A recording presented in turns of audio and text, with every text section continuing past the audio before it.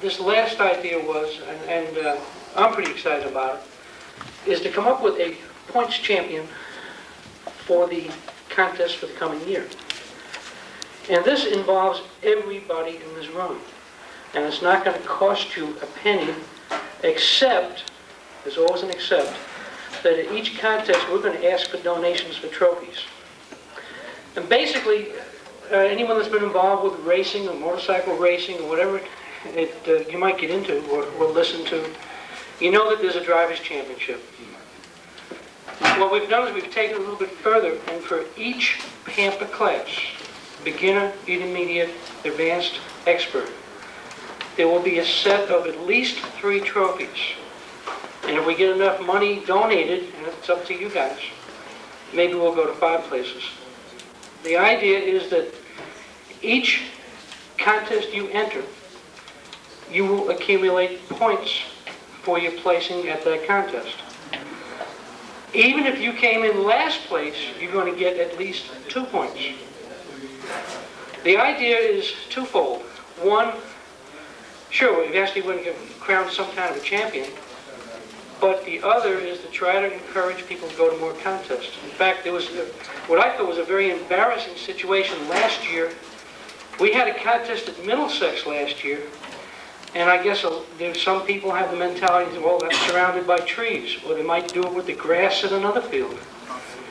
And the day the contest was at Middlesex, there was about 7 or 8 guys at Flushing practicing. And that's not helping the hobby overall. So we're hoping this will help that situation.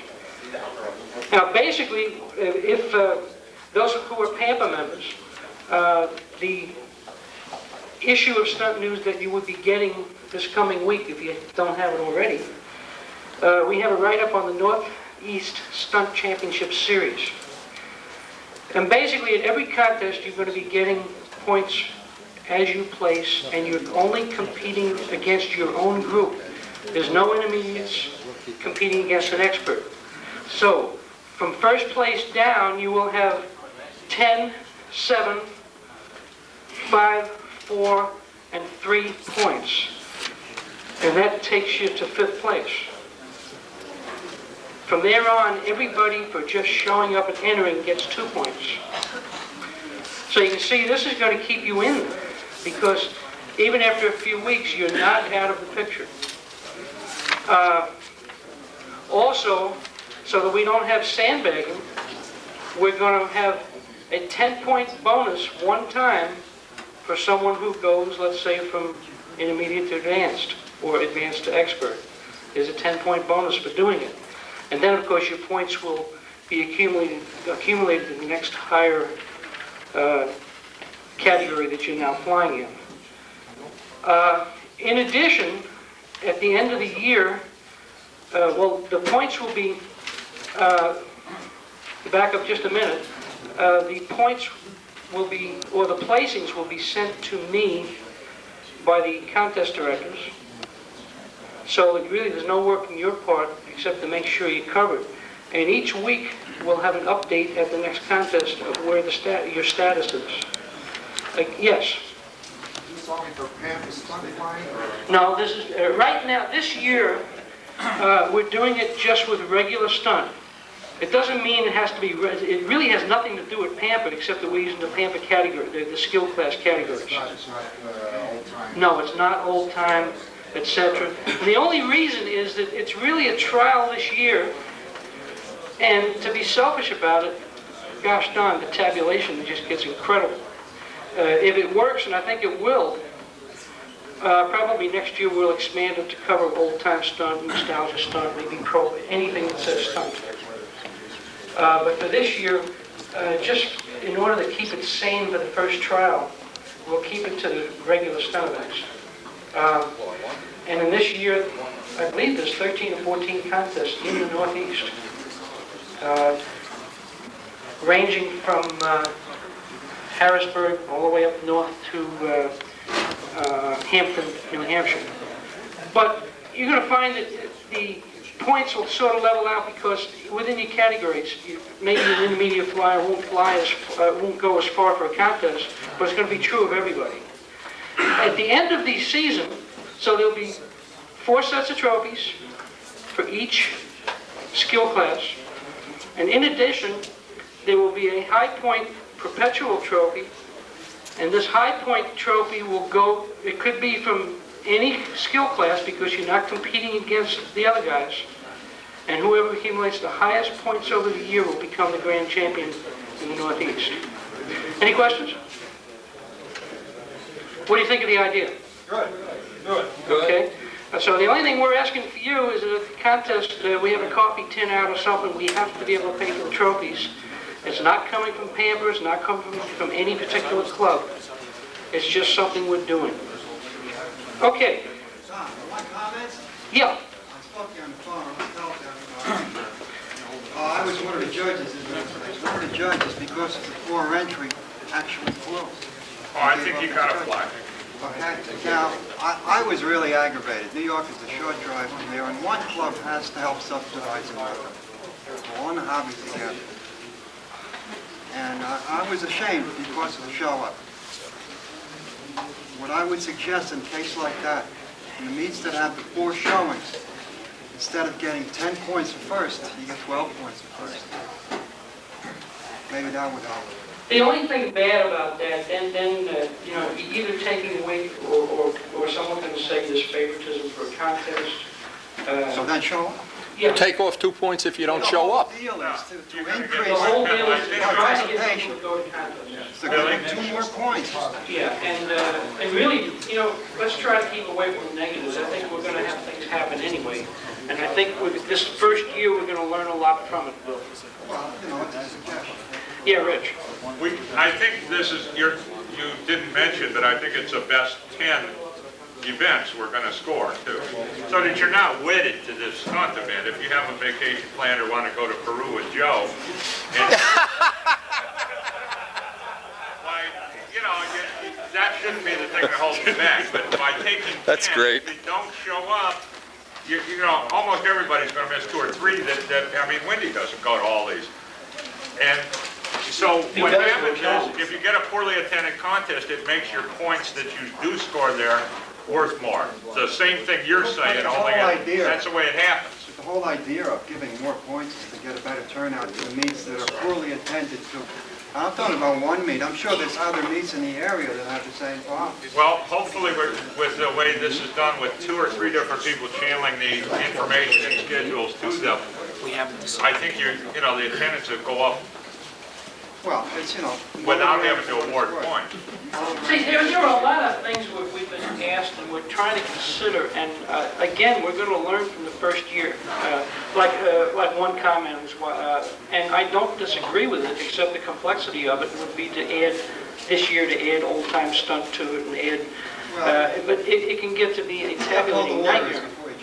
That's right, we have to swim before we drown, exactly. You tell him, Bill. Yeah, very well. It's just like we were even talking about maybe considering giving points for a guy to judge. But that could get out of hand too. If you gave someone 10 points each time he judged, he could win without flying, and that wouldn't be right. But so we don't feel that's necessary. It's because It's never been a problem. it never has, because you can judge the event you're not flying, and that's pretty simple. So unless anybody has some major things that you think might be wrong with the concept, we're going to go with it this year and learn from it, and hope we'll crown a Northeast champion. Sound good to everybody? Sounds good. Great. Good. Couple little things to take care of before we have some slides, because it's getting so long, and I think there's only so much the butt will take. First of all, later on, if you want to come up, Jim Hunt brought the trophies a trophy and plaque that he got from VSC last year, 2 weeks ago, and I think they're very worth looking at. And then I handed out some index cards And here's what I want, please.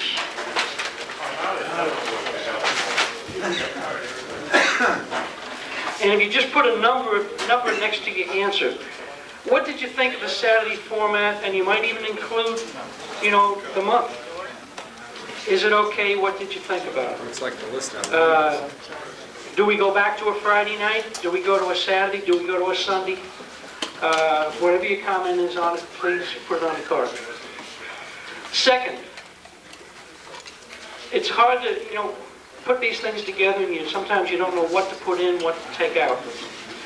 What would you leave out or what would you change? That would be the second.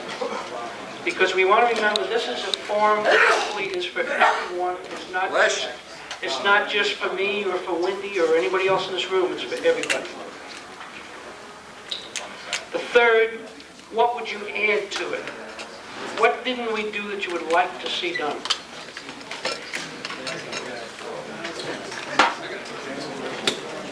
And of course, the third is, if you have any questions or anything like that, or questions you might answer, even if you want it today, we can. If we have a few minutes left, we can do it. But again, I think the button can only take so much. And then the next thing we want to do, when you finish filling them out, just pass them over to this side, and we'll get them collected. And we'd appreciate the comments. What's this for? That's coming. Now, if Wayne will come up here, we're going to do some drawing. We have a few drawings to do. Last But opportunity. first, let's give an advertisement. One of these drawings will be for the Cardinal Kit. Again, it was $5 a ticket, 5 for 20. If you want to get any more tickets or haven't gotten one, please go back to Rich in the corner, and he'll be glad to take a little bit more money from you. I hate to bring up money all the time, but it's paying for this, and it's also paying for the circle burner field that we rent and pay over $100 a week to cut the grass.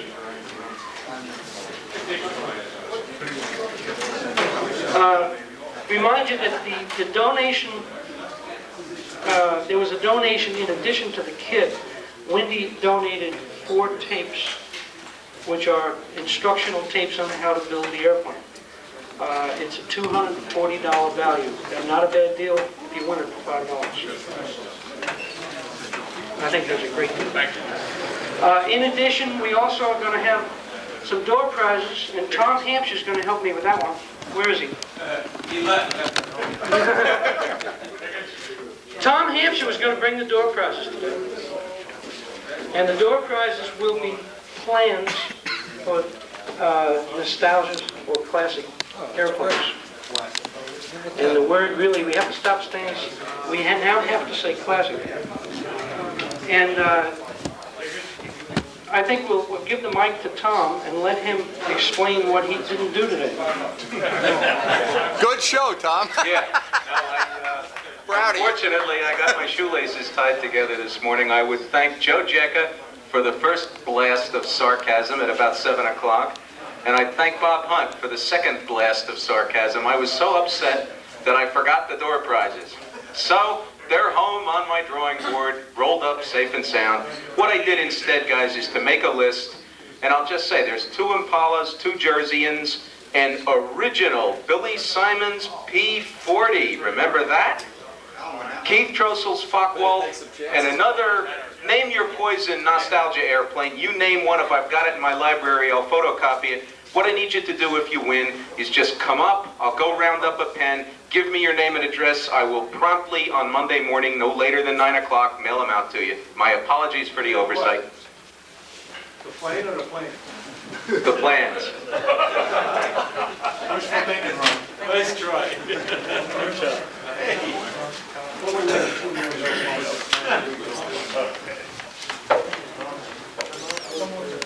Okay. Am I correct in assuming we're drawing orange tickets for the plans? Let me have a victim here. Joe, you're drawing. Wait a minute, I only gave you one. Aren't they? They're red. What? Wrong ones. Where's the orange tickets? Okay. Peabody's coming. Wayne's coming. He's got the tickets.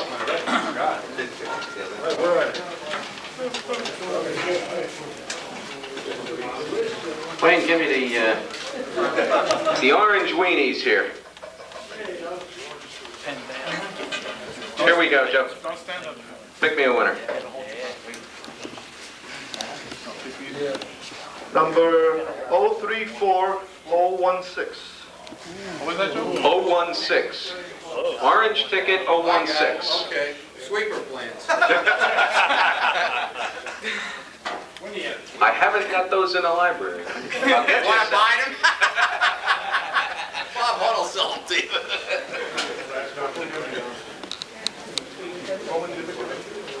Yeah, he's got to tell me what he wants, though. I don't know, I'll look through your list. Yeah, take it to Wendy and he'll pick the next one.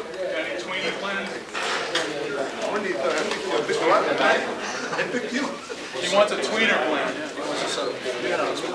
034013. 013. All right, Jack. There you go. You got your wood sweeper plans, see? Good deal. We're getting low on them too. Shake that buck. Yep.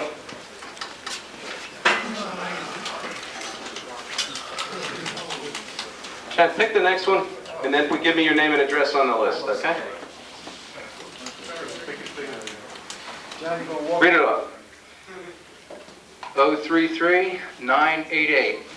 988. 988. Leave them on the kitchen table. I'll pick them up later. What do you want, Joe? Come on up. Holland, Jersey, and P40, Fockwolf. Yes. Yeah. Put your name there. Joe, pick me the next guy, would you?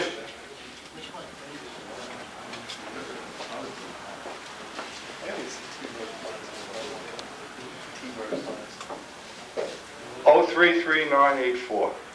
984. All right, we got a winner here, Mike Harevich. Which one? All right. Which one can't Mike use? Which one do you want Mike to have? He left tough.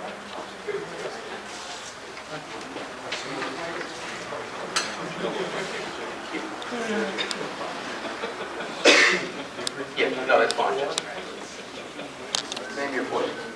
You got a nostalgia shift you want that you don't have. Yes, Steve, you might as well come up and pick one more, and then we're done. That one? Okay, that's the winner.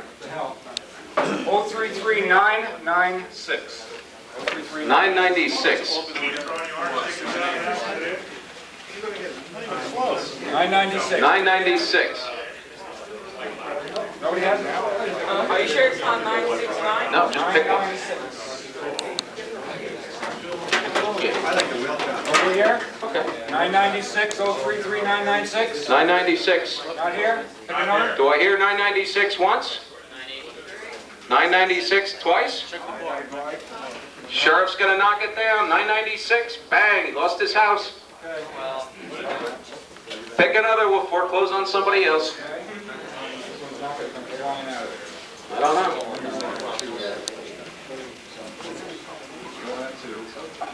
One. All right. 033972.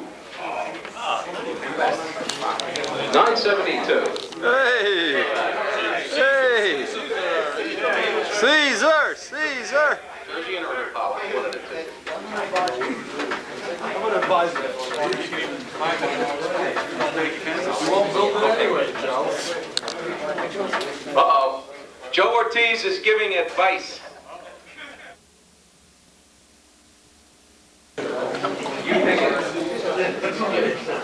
And these are paint, and these are ink. That's or this is paint, that's paint. Just give me your name and address right on the list. Did you paint the whole field white and over the white? Okay, one more announcement. Getting $5 ticket. And, That's ink too, right? That's ink too. I have a couple sailing actions, unfortunately. One, those of you who have ever been up to Flanders, the coffee shop up to Flanders. How much area? Bill Gleason. And I was just told that Bill died just a few days ago. This is quite a shock for all of us. Bill Blazo, he ran GB Hobbies in Flanders. Another one, we have an airplane up there, the New Yorker. It was flown by Artie Myers Jr. at the 60 Nationals, and Artie won the Nationals with it. Artie Myers Sr., Artie's father, passed away about 6 weeks ago. And none of us have really seen him in quite a while, but we still remember him. The last one, up until about 3 days ago, Big Art Adamissimo was going to be here. 50-ish. And he has an illness in his family, and he also has a very close friend that is sick. And for those reasons, he called me the other night to apologize for not coming. He wanted to make sure he said hello to everyone. And he's going to try to make it next year. Okay, 2 things left. One is the cardinal kit growing, and then we're going to, because of time, we're not going to do a whole thing on the World Championships. But we are going to have slides of the vintage championships and hopefully end up with something that's nice to look at. Okay. Get Joe to do it. Wendy. Yeah, where's Wendy? What? Yeah, where's Wendy? Yeah, where's Wendy? Wendy, you want to go? Where the hell's that Wendy guy? Wait, let me put the camera up. He can take a picture of himself during the...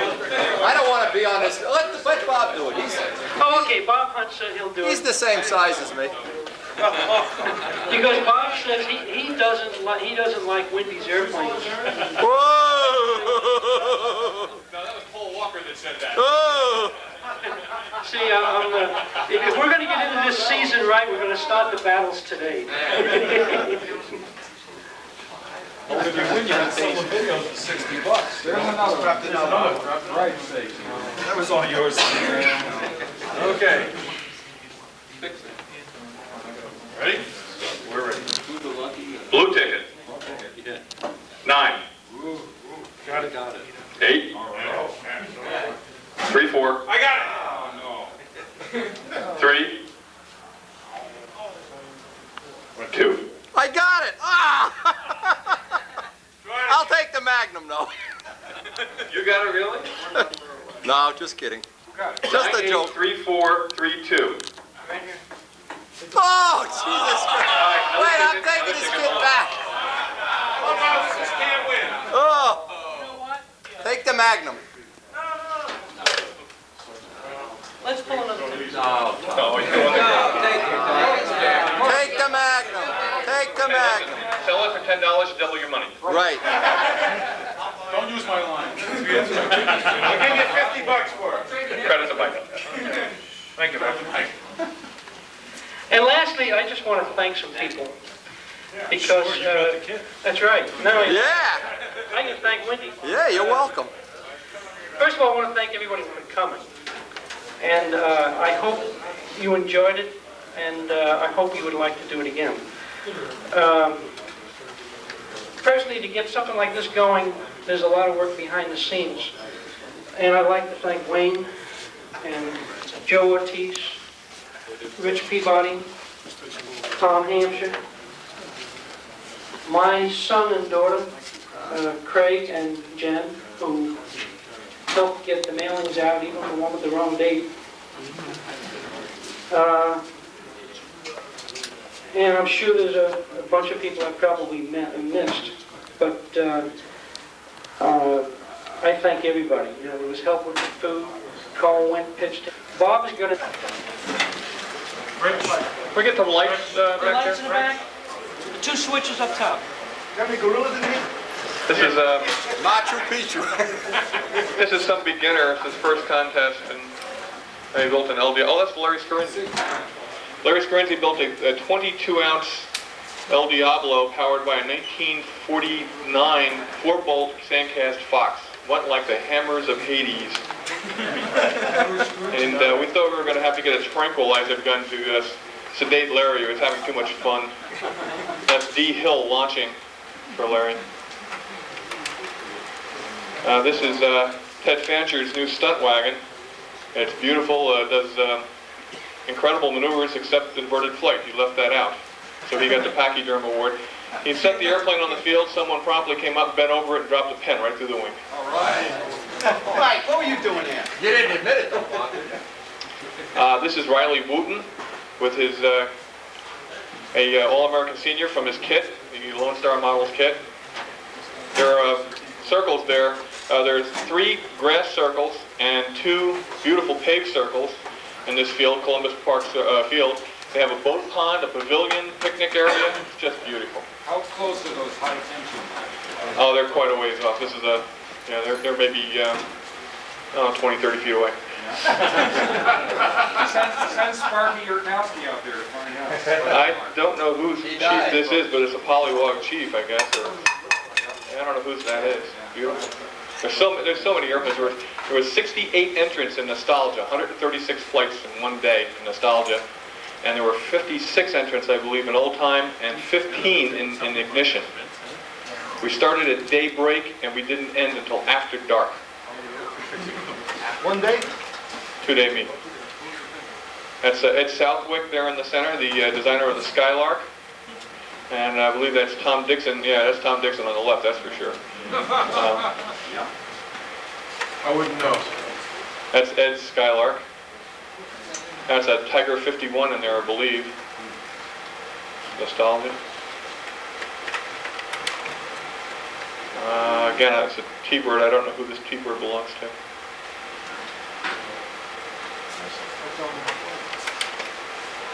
Okay, this is Pete Kuhnhaus, I believe, his Oriental. Yeah. Quite a few Orientals, a CLC kit out there. Quite a few CLC kits out there. Powwows and Orientals.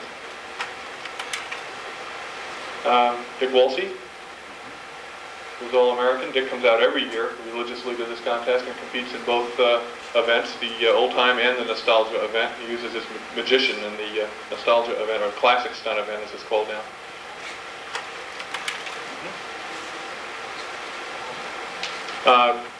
Tom wants me to ask you to please pass the cards to the left. I'll pick them up.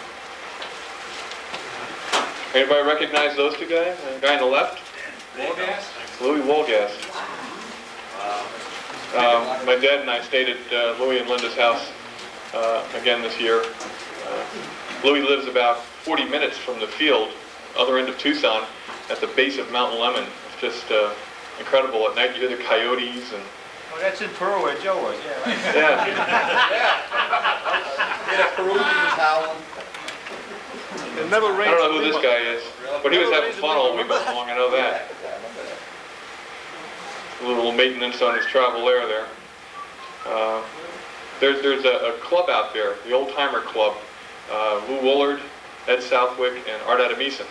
And they have a meeting each year and pat themselves on the back for being the oldest guys at the contest. And Lou Woolard showed up and saw Art Adamison and said, "It's time for our meeting." And Art said, "No, not anymore." He said, "We've been outdone." He said, "Matter of fact, we're not even close to being the oldest, you know." And 80-year-old Jim Hunt here got them all beat, so he's a member of the club now. It's 4 people in the club. This is Louis Woolgas's Viking, kit from CLC, I believe, but it's the old VK Viking. He had a Tiger 46 in it. He took 3rd place in Old Time Stunt with that.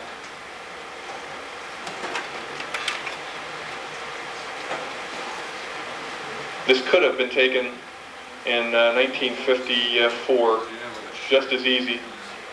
Notice he has the cloth hinges. He bent his own control horn out of wire, the same way they did it back in the old days. Tank was glued in. Right. No adjustable lead outs or tip weight. That's confidence. And he did real well. He ended up in the top 1/3 of the pack. This is Yo-Yo, yeah. Rick's, yeah, Rick's Yo-Yo. This was by, I believe, Art Adamison. He had a bunch of them.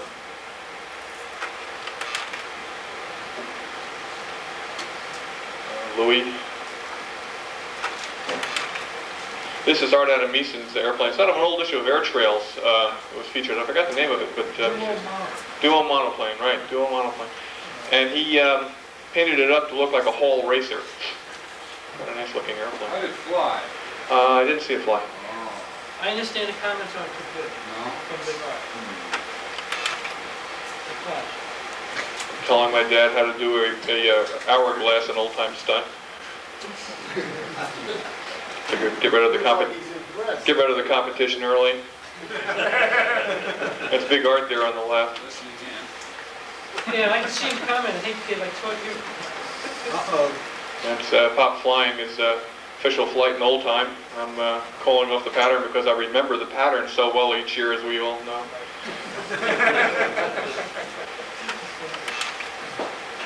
Uh-oh, trouble. Doing a wing over.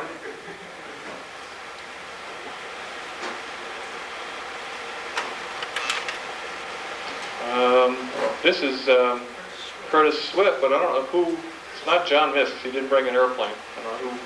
I didn't even see that airplane out there, to tell you the truth. Hey, Stu. This is Joanne Kevel. She's the event director.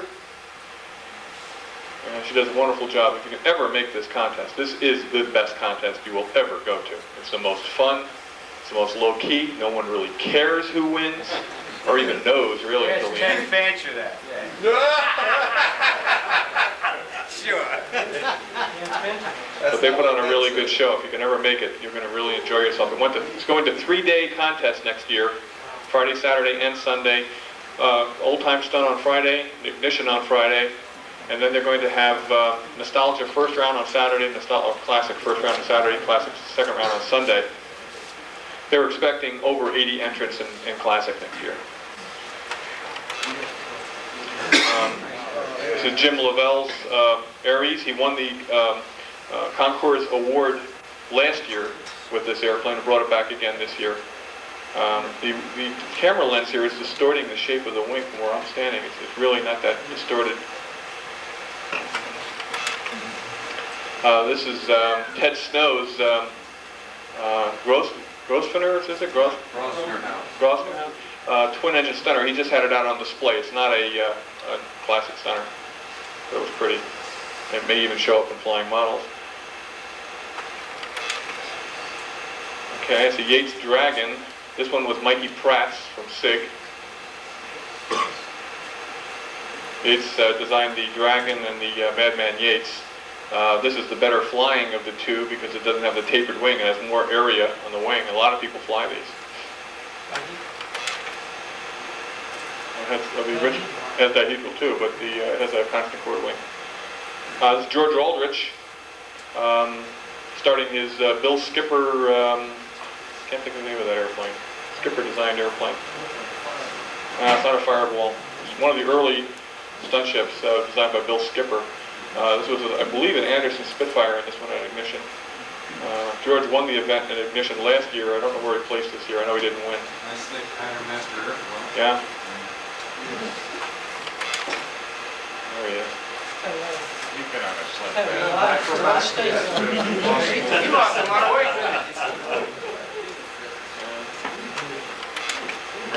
Okay, it's D. Hill, and hotter than that. It was in Model Airplane News, I believe, in '52. So it's legal for old-time stunt, even though it was a combat airplane. It showed, the plan showed landing gear, so he put the landing gear on and flew it in old-time, and Jim Lee won old-time stunt flying a hotter than that, very similar to this one. So it's a good airplane, one we haven't seen around here. A fellow on the left is Charlie Reeves. He won the best appearing old-time stunt airplane with his stunt wagon there. Charlie used to fly with Lou McFarland. He used to fly Sharks, and then he had a P-63 King Cobra called the Flying Red Horse some years later. He's back into it with both feet. Blue Carrier and Scale, yeah.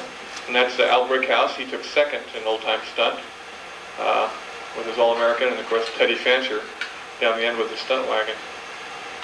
And there's Mikey out in the center of the circle flying. And it looks like Randy Smith in the background there flying somebody's airplane. He didn't bring one of his own, but it looks like he's flying someone's airplane. It's a scoreboard for old time.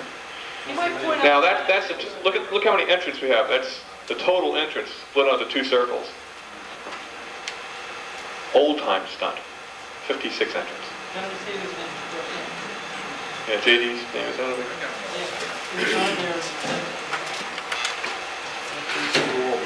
Teddy and his stunt wagon. Thanking Mike and Joanne.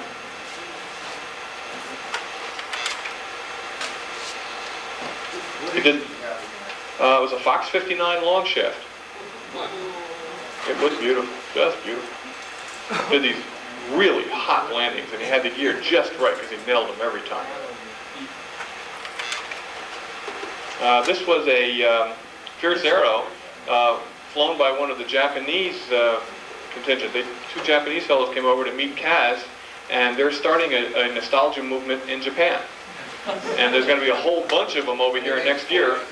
They were collecting plans and kits and talking to people and getting all kinds of information, and they say that nostalgia has become, or vintage stunt, has become one of the biggest things. Classic and vintage, well, vintage aerobatics, old time and classic, has become very big in Japan. Who shot the tail off? It wasn't Bill Netzi band, that's for sure. And see, Wild Bill was there, and Wild Bill signed the wing for him.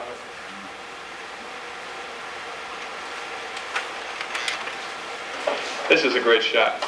How many people remember Walt Pyron's P-39 in the American modeler? Anybody here? Billy Simon says, I know. There was a... Steve, you remember that?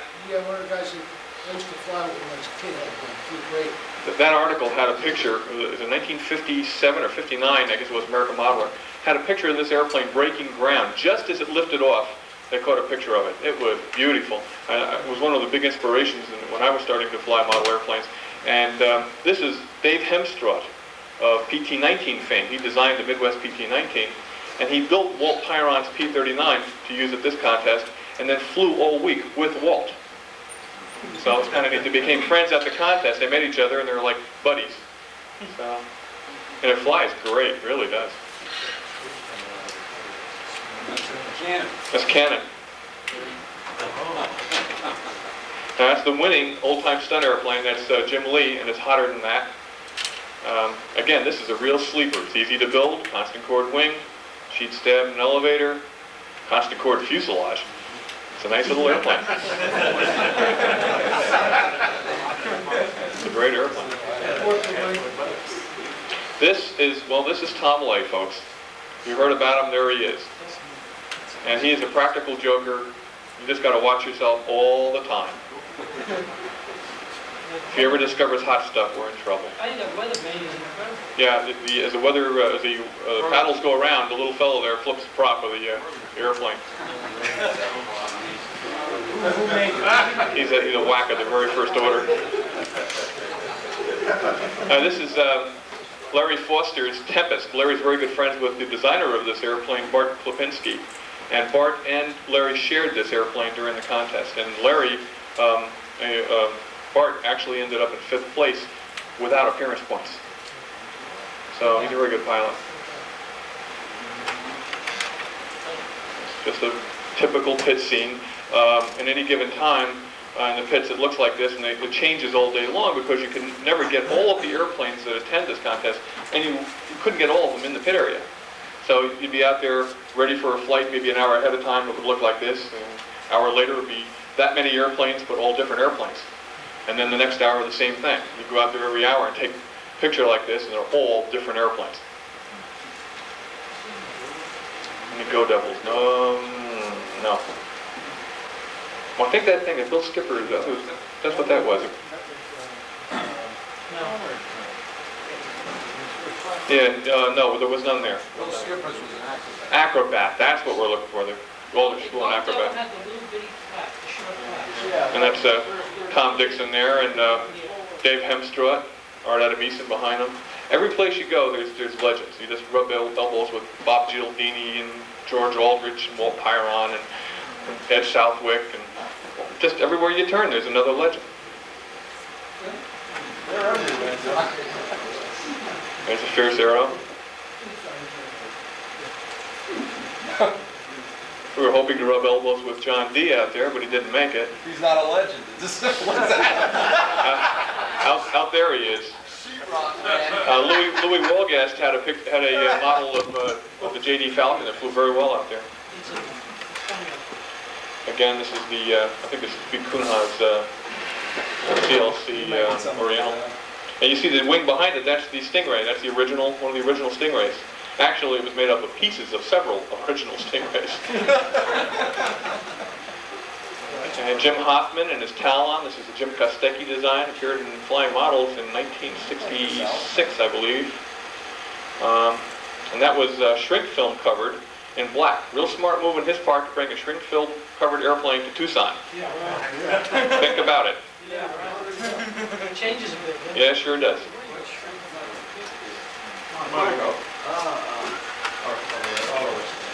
There he is flying it.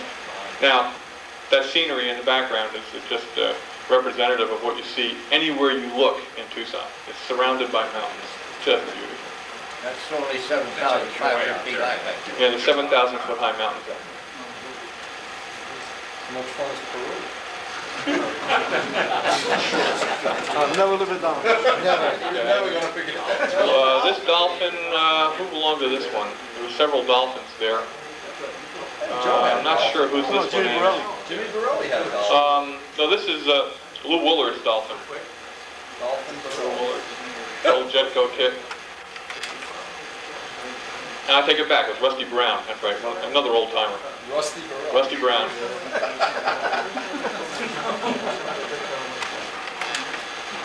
Okay, this is a Hummingbird by Davis, John Davis, out of Indianapolis. He used this in the Air Youth State Championship contests back in the early 60s, and was published in Flying Models. And Jim Lee built one and powered it by with a diesel. Fluid and Nostalgia classic. So note the outside flap is shorter than the inside flap. The inside flap is full span, the outside flap is somewhat Bobby, looking at that picture, it looks like there's just 3 ribs per side. That's about it, yeah. Very thin wing, very simple to build airplane. And he got through the whole pattern with it. Before it folded? No, it flew pretty well.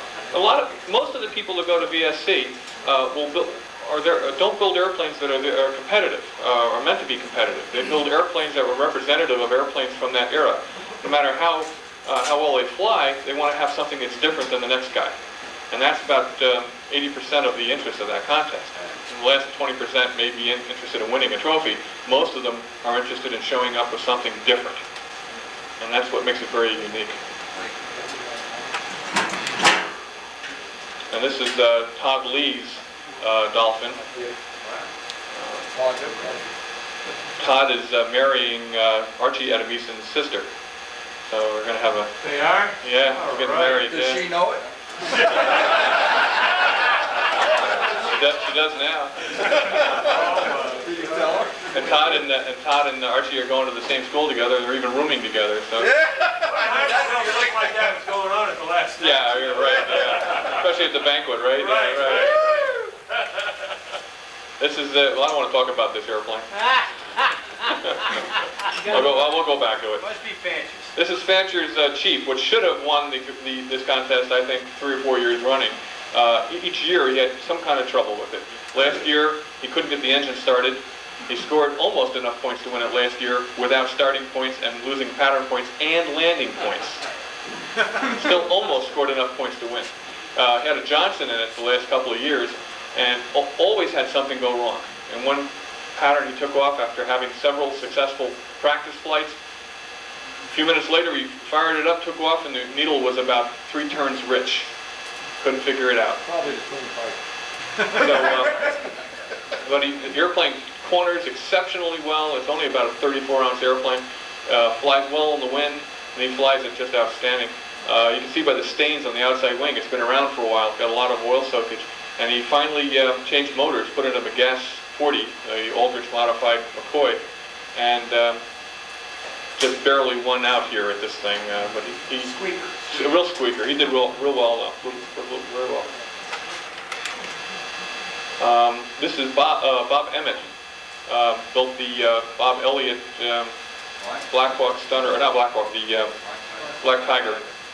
The Black Hawk, by the way, was designed by Walt Pyron, and there'll be an example of that there next year, too. Yeah. Note painted on canopy, not exactly nostalgia. But, now, is that the way a chief should look, or what? That's Cecil Meade's chief. Wow. Isn't that gorgeous? And the bottom was even more outstanding. Kind of really strange pattern on the bottom. It was just beautiful.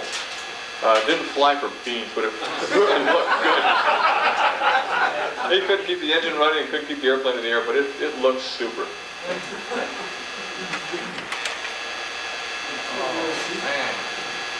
Is that classic?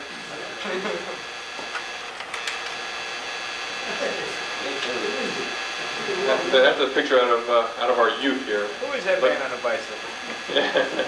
Who's that man selling a bicycle? Well, he wasn't allowed to fly anymore. It's one of the few times, matter of fact, that's the only time at this contest he wasn't smiling. Who is it? Larry Scarinzi, the local legend. All right, here's Larry helping Marvin Denny with his Nobler, and Marvin convinced Larry to try flying the Nobler. Well, Larry hasn't flown a flat stunt ship in a lot of years, and ended up rolling the wheels on the ground twice at the bottom of loops. Actually hit the ground and rolled along the bottom and pulled back up again. Marvin's the fellow with the wraparound sunglasses right behind Larry. He's the one doing the fox work. Stuffer back place at Denny Stuffers. This is at Southwick, I think. Yeah. He gets younger every year. No wind problems out there with those mountains? Or are they far enough away to not? Well, they have about the same kind of wind conditions you have here. It's windy one day, it's calm the next. Actually, I think we had one afternoon that would wind maybe up to 15 miles an hour, and then the two competition days were almost dead calm most of the day. Matter of fact, it was two dead calms every one of my. That's Wild Bill Netsy Band. And he's wearing a t-shirt, you can't really see what it says, but it says Politically Incorrect Stunt Team. PIST for short. Where can I get one, Bob? And you can see in the background there that's Todd Lee's Fierce Arrow 400. I have plans in There were several of those there, yeah. I have plans in that. This is a Japanese fellow. John and Wild Bill together.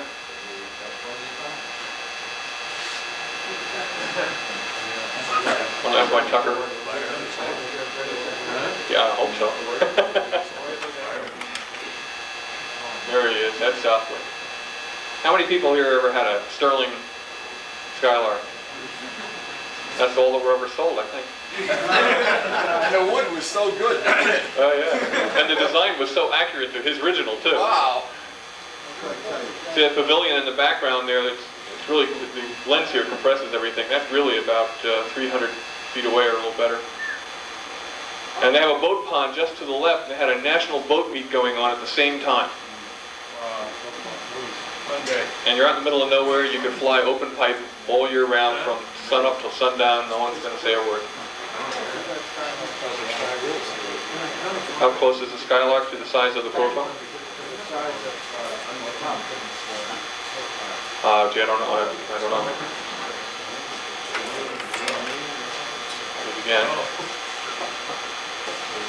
Again. He's standing here near a painted, you see this line running straight down. They have two painted pit areas and painted circles with drainage, and the town is 100% behind them. They're currently working on a model airplane facility out there that will have two intersecting 500-foot-long paved RC runways with pit areas and bleachers, 7 paved circles, 2 grass circles for control line, a boat pond, a car track, an indoor model railroad pavilion. Is, what's his name, the mayor of that town? Who moved out there from here? It used to be Volge, I don't know who it is now. But I tell my wife each year that the chances of me coming back after this thing are about 50-50. Next year it's going to be 60-40.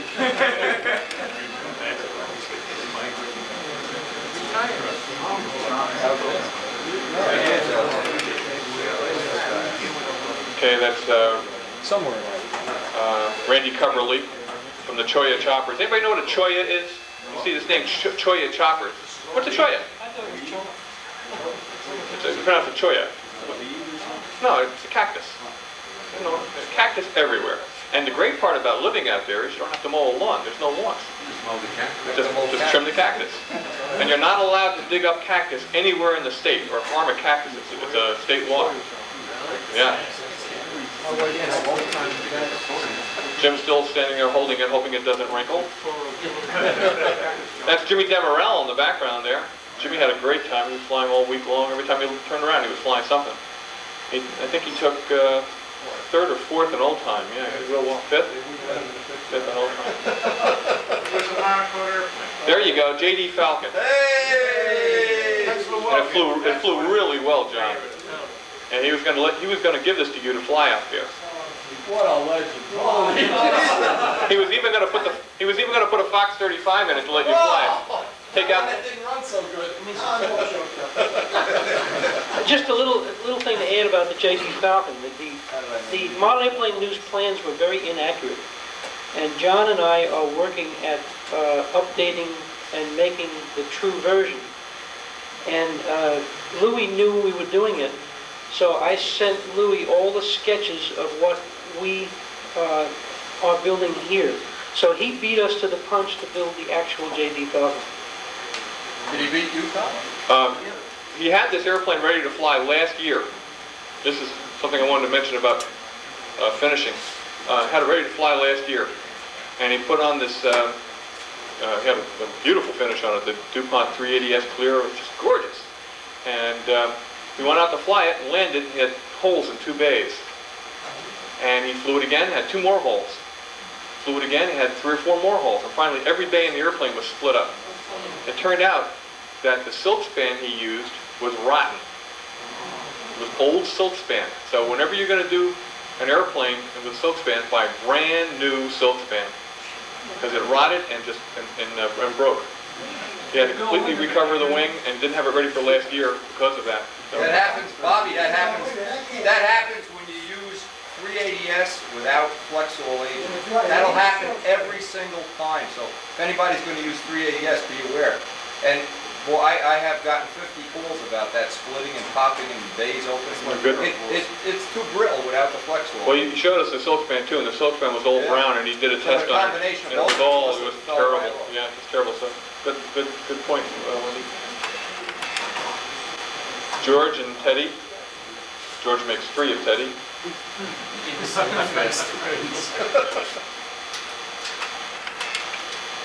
Bob Gialdini, the classiest guy in the hobby. Classiest guy in the hobby.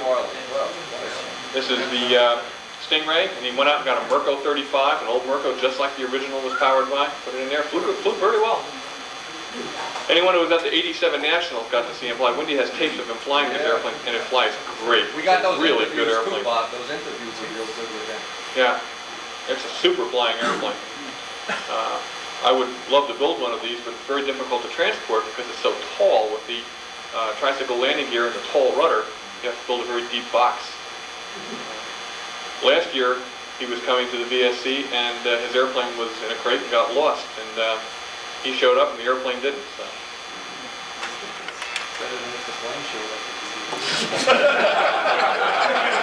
Note on the outside wing, interesting note here. See this here? Anybody know what that is? It's a World Championship FAI stamp. When they check the airplane in, they sign it off there. And that's from the 68 World Championships in Pécs, Hungary, I believe. Yeah.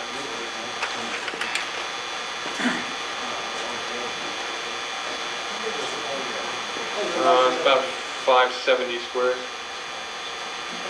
It's not a very big airplane. Looks a lot bigger than it really is. The Cosmonato Shark 45, completely take-apartable airplane. You can see the brake line right here in the fin. What word was that? Take-apartable. Yeah, it shows good puts together shit.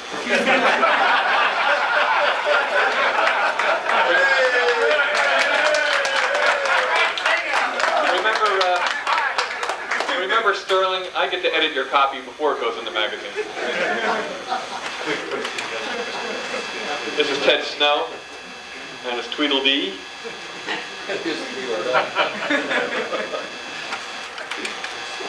And it's Tweedledum. No, this is a guided whistle.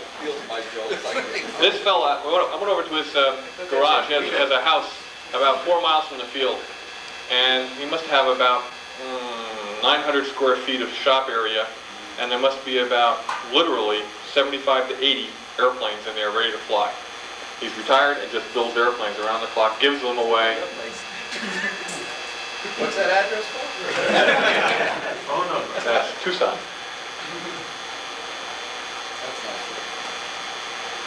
Fukuda. Be careful how you say that. That's Fukuda's airplane. Yuzi Fukuda.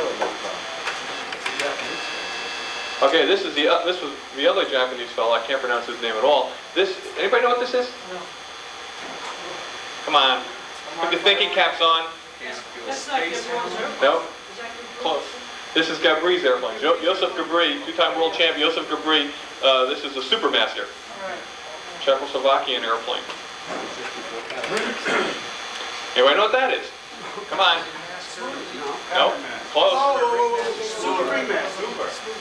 No. Bob Palmer. Canopy ought to give it away. Bob Palmer design. That's right.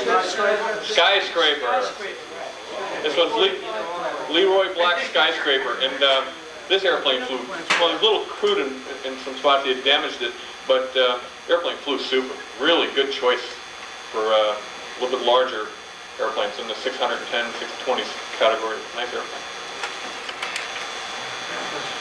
This is Larry Drawn's version of Dave Hemstraut's PT-19. And we got pictures of Dave Hemstraut flying it. Yeah. This is Tony Naccarato from Tony and Addie's Hobby Shop out in Burbank. Larry often visits. Tony built a Cougar the week before the contest. He started it the week before the contest. And flew it.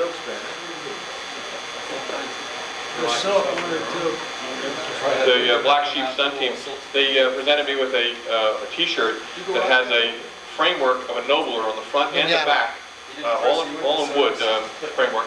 And it's the Black Sheep Stunt team. They only make 12 T-shirts, then they destroy the screen each year. And I was honored to receive one of the 12. This is Bill Davies from down in South Carolina, or North Carolina. He did, can't think of the fellow's name now, Curtis Comer's Sky Dancer. It's a legal classic airplane. It was never published, however, it was flown extensively in the southeast in the early 60s. It's a very good flying airplane. Corners very well, even with the large degree of leading edge sweep. Surprising, the airplane is one of the most competitive airplanes out there. Lead out exit. Yeah. And flies very well in the wind. This is Jim Armour's Tucker Special. Very nice. There's 3 Tucker Specials there, and all 3 finished in the top 10 out of 70 flyers, 68 flyers. It's a good flying little airplane, very easy to build, very competitive airplane. Bill Netzeband said it's the best of all the classic airplane designs according to his mathematics of all the flap type airplanes. He thinks this is the best design for Stunt from that era. The plans, they were in American Modeler in 1964. And you get them from Gleason Enterprises. Gleason has them. He has the original. Well, Gleason has the original Mylars though from Air Trails, or from American Modeler. What's it called? It's a Tucker Special, designed by Bob Tucker out of Tulsa. Originally, Bob Tucker was from St. Louis. Bobby, did you ever give him those videos of the Yes, I did. Yeah, Did you like them? he loved them. Yeah. He passed along his thank you when he sent out some videos. He called me. I had a set up there. This is the storing table. Now, I got to tell you a story.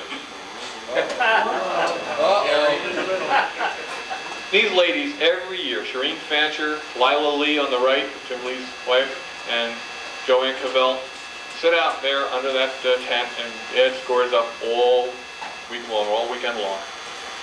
And flyers come up and grab their scores and turn around and read their scores. And all they ever get to see of the modelers is this view. So at the banquet, they started something new at Tucson, the best Buns Award. I guess you won, huh, Bob? I didn't win. I wasn't even a close runner-up. However, we can all be proud that Tush Wolgast won it. His wife was not amused.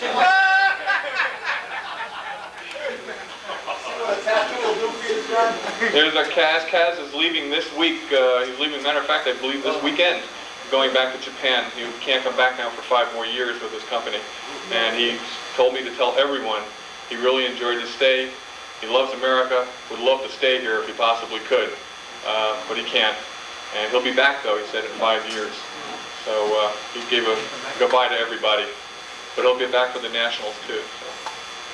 He has the end for us. He has the end for us, yeah. Okay, and Tom Lay's Misbehave is the Johnny Casburn design. Flew very well, flew this in Classic. It's a Misbehave, Johnny Casburn. God bless you. This is what Jimmy Demoral flew. This is a profile version of Leroy Ducharme's Lieutenant. Leroy was a very famous East Coast flyer back in the late 50s, I guess it was mid-50s actually. Flew with Larry and Red, George Lee Jr. That's a good flying airplane. This is Bob Whiteley's Panther. We call this the buntline Panther because the moment arms, as you stretched it out quite a bit. That's a buntline Panther. But this won the very first vintage stunt championships out in California. And he was 3rd place this time. How much did they take off? They didn't take anything off. It is strong, but you know. This is a somewhat nicer looking Supermaster. This is an exact copy of what Joseph Gabri's Supermaster looked like back in the early 60s. Quite a modern airplane if you measure it out. It's a very modern airplane.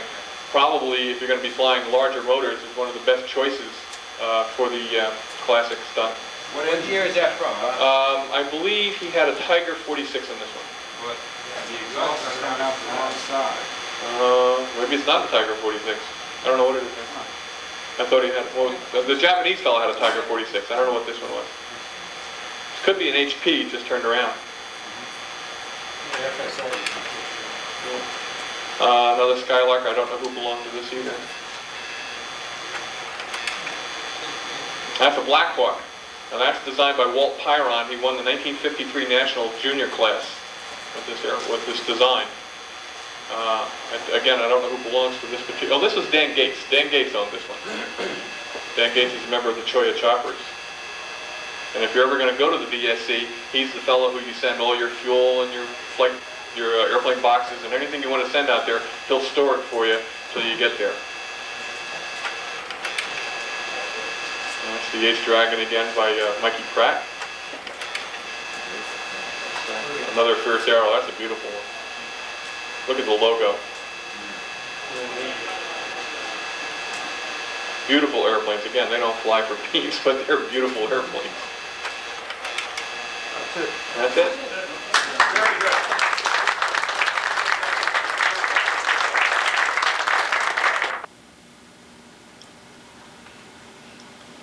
Yeah, we're back in the shop today and we found a very interesting thing.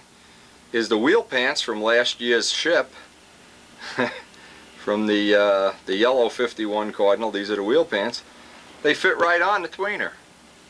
So we're kind of happy about that. In fact, we don't even have to repaint them. We may repaint them a yellow. I don't know if I like the way these look purple. It's not exactly the right color.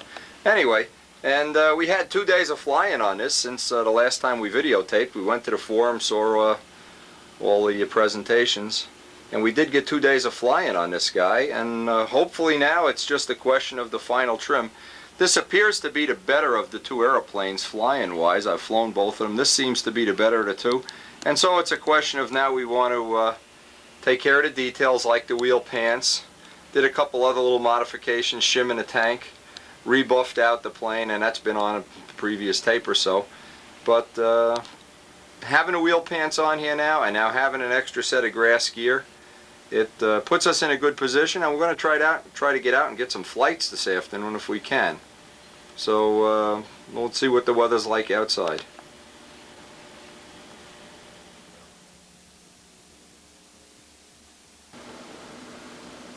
Well, the day turned out to be a write-off as far as the wind goes. We didn't get any flights at all. Will do the mail here, and we do have a couple of pictures to show. This is Rick Fetters, Des Moines, Iowa. This is his Magnum, and he's used several Pro Stunt products on it. Kind of a neat, nifty little paint job here. And Rick said he'd like to build a 51 Cardinal next, and if he does as nice a finish job as this, probably come out real nice.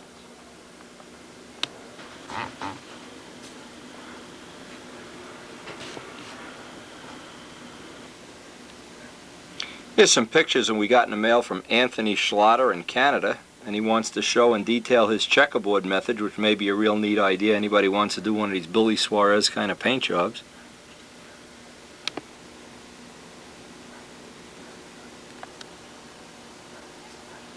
Now he's sent in this way, and he sent this little drawing of how he does the checkerboards here. And obviously what you have to do then is go back the second time and mask over all the squares, and you wind up with a checkerboard, which is probably one good way to do it. And if anybody's interested in some more description of this, you can call Anthony Schlatter, Calgary, Alberta, Canada. See if he left his address on this. No, he didn't. But anyway, a nice way to do checkerboards, just something to think about. Now, one of the things we want to do on the rest of this video, we didn't have a lot of time to prepare any third airplane. It was at originally there was going to be 3 airplanes. It obviously turned out to 2, but we do have parts to a third airplane made, and we want to detail some of that on the video. We also have a real neat thing. Anybody that might be interested, we have a couple of tapes that were shot at the Vintage Stunt 5 meet. We just got them in from Richard Neal. If you want a copy, obviously, just give me a call. There's 2 tapes, and you know, anybody that's interested in it, we can cut you a copy of the tape, no problem at all. So let's get on with the building atlases and the flaps onto the number 3 1993 plane. Now, the construction method used on these flaps is similar, I guess, to the Juno, the Billy Wurwitch Juno, except Billy Wurwitch doesn't make the elevators and stab and elevators this way. He just made the flaps this way. We went one step further and made the flaps, the stab, and the elevators using this type of sandwich construction, all covered in tissue. Kind of labor intensive, but you know, we're not looking to save time here. We're looking to have the best possible plane. And again, just a brief history of this plane. I've shown this plane on other videos. What I've tried to do in 1993 is document on the videos various construction methods: foam wing, built-up sheeted wing, geodetic tail. This particular video is going to try to document the sandwich construction method that we used in this year's plane, the 86 plane, and maybe update it, upgrade it in some way. But to try to give you all the different techniques, there's obviously a lot of different ways to build an airplane, a lot of ways to build it strong, a lot of ways to build it light, a lot of ways to make it pretty.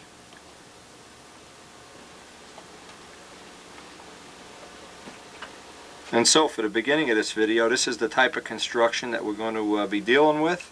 And if you're interested in trying this type of construction, it definitely is competitive weight-wise. It's a little more labor maybe than a foam tail, but it might be one of the ways you want to try to build one of your future planes or the plane you're working on now.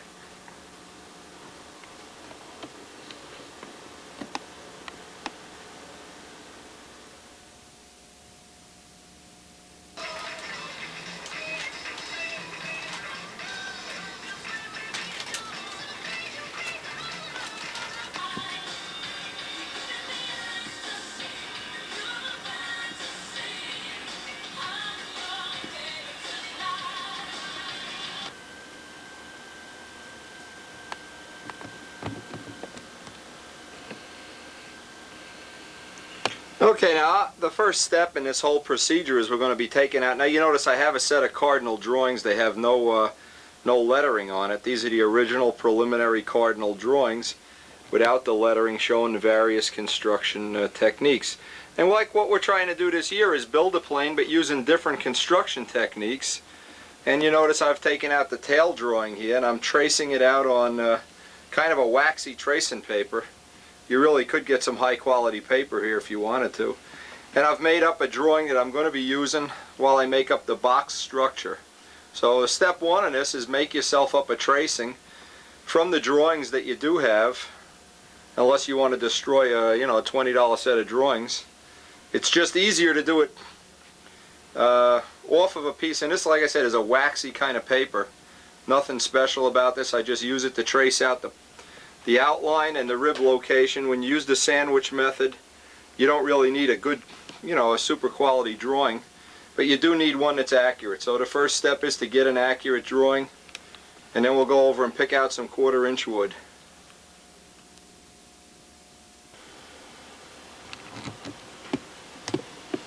Now when we're all finished, this is all the drawings that we really need here.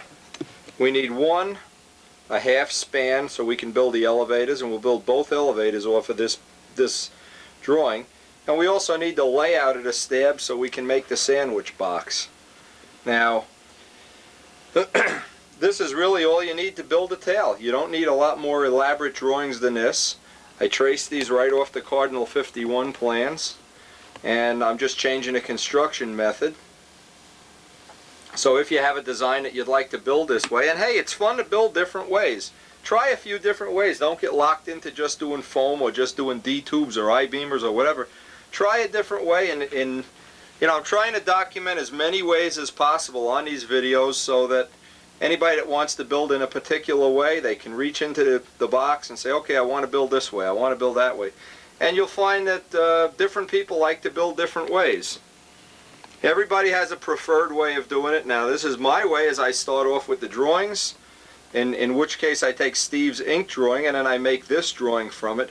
But now supposing I wanted to change some, supposing I wanted to make the tail an inch longer or shorter, I would change this drawing. But I can always use the master drawing, and if I stay within 10% of the master drawing, there's probably a real good chance that plane is going to fly real well. And if in doubt, of course, you can always call up Big Jim, or you can always call up anybody really that's built a plane in the construction method that you want to use. For instance, if you were going to do I-beamers, Billy Werwood would be a great person. If you were going to do foam wings, I would say Scott Smith, Big Jim, Mike Rogers, Bill Suarez. These are people that are well versed in all the little idiosyncrasies of these wings. My particular favorite way of building is with the D-tube and on the rods, but I've certainly been able to use other methods over the years. And you should too. So the first thing, we're going to go cut some wood. Let's clear the table and let's cut some wood.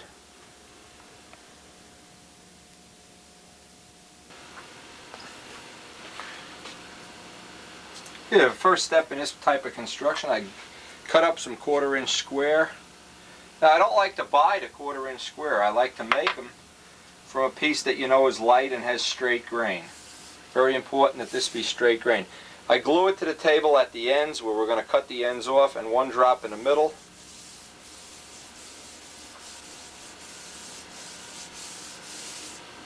The next step is I'll lay out the leading edge. Now what I do, I cut a hole right in the plans. This is why I don't use the original drawings. You would use up a set of drawings every time you built a tail or an airplane. And what this allows me to do is glue the leading edges. Just tack glue them down to the table. We're actually going to build half of the tail and put half the ribs in while it's glued flat to the glass table. Of course, this is a clean glass table, and this is a waxy kind of paper that glue shouldn't stick to. Now when you go to cut the leading edge pieces are just a little bit under a 1/2 inch. You need to look down the wood, sight the wood, and get the straightest edge. And usually what you'll have to do is cut a 1/4 inch off, that'll bow, another 1/4, and somewhere in the middle you'll get nice straight cuts out. Now, I've taken 2 cuts off of this already, which is the pieces you see up there, and I should get a nice, reasonably clean cut now the second time around when I cut that down. Now it's important you don't try to use pieces that are cut from the factory or from wood supply. Now what I do, I measure this with a ruler to make sure I don't have a bow built into the piece. You'd like to get nice straight pieces. Okay.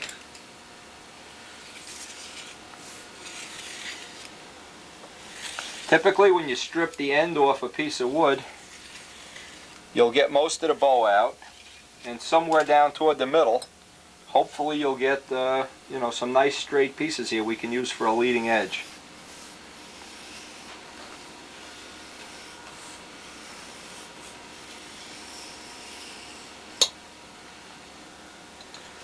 This is a good time to make sure you're using a reasonably straight ruler, reasonably sharp X-Acto knife. Now you see this piece sprang just a little bit. If I put it up on a table, it's got a little bit of a bow in it. But because I'm only going to be doing the leading edge and I'll have it glued down, I probably can get away with using it.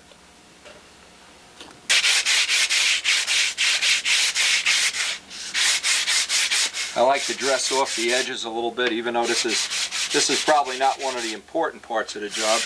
I do like to start with all the edges 90 degrees. Reasonably square.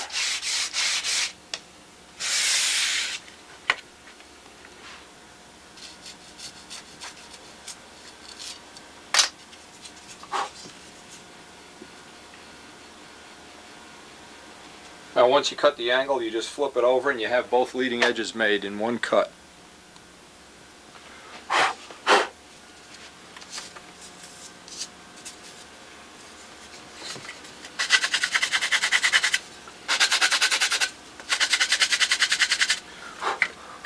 Now I can glue this piece right down to the table, right over my drawing. It doesn't take much, one drop of CA is plenty here.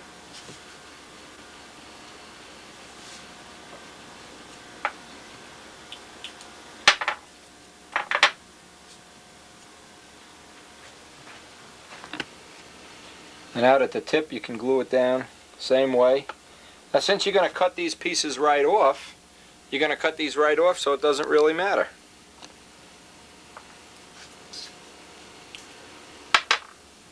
This is kind of a fun, easy way to build. Certainly a very low-tech way to build.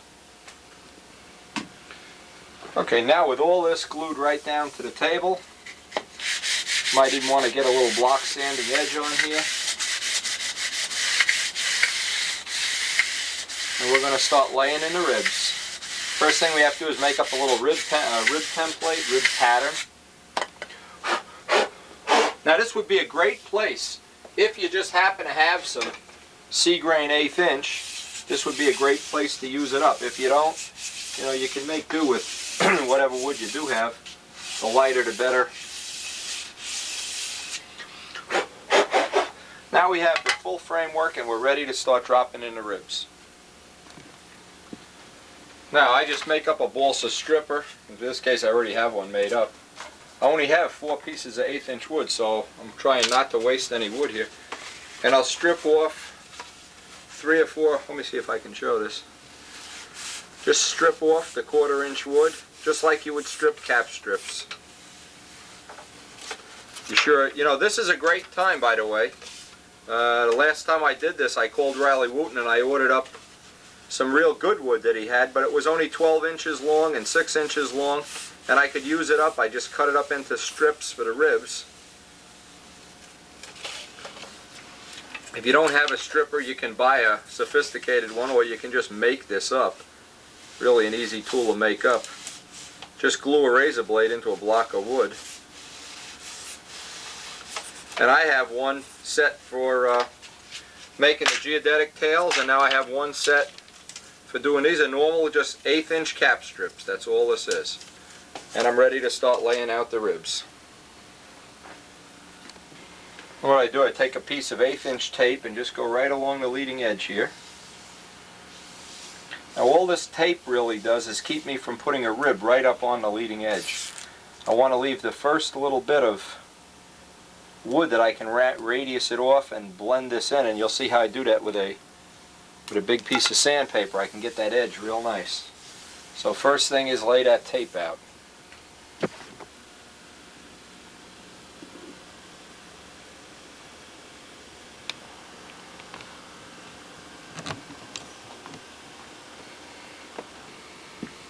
Okay, with a piece of 16 plywood we just traced out the longest rib we're going to have and just feathered in a little curve toward the leading edge.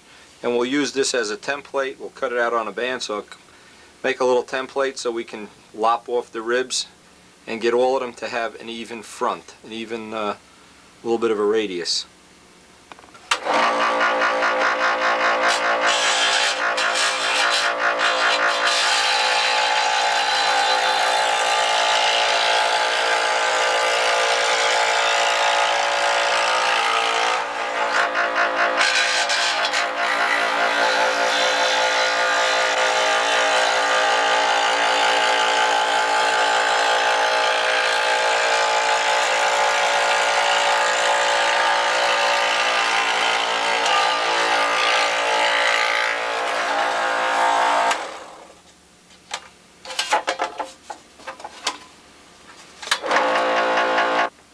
Okay, we'll dress this off with a sanding block. Try to feather that edge in real nice. This is going to be the template we use on every rib. We'll cut the ribs to length and then just use this to get the radius in on the front. So spend a little time, feather it in real nice. Mark it up because you'll probably use the same thing again if you decide to build another tail like this.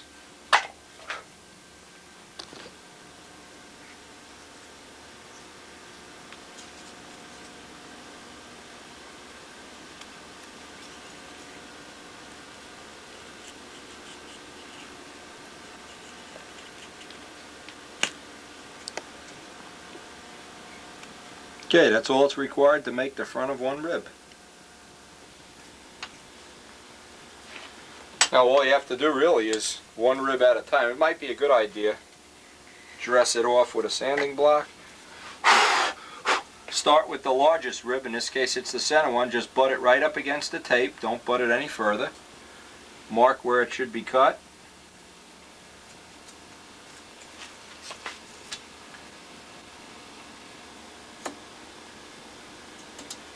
Might actually be better to do this with a Zona saw, do the cutting, and we'll see after we do a few of these.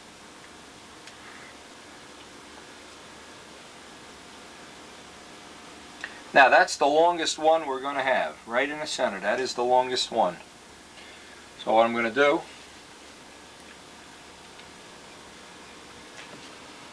just one drop of CA on each side.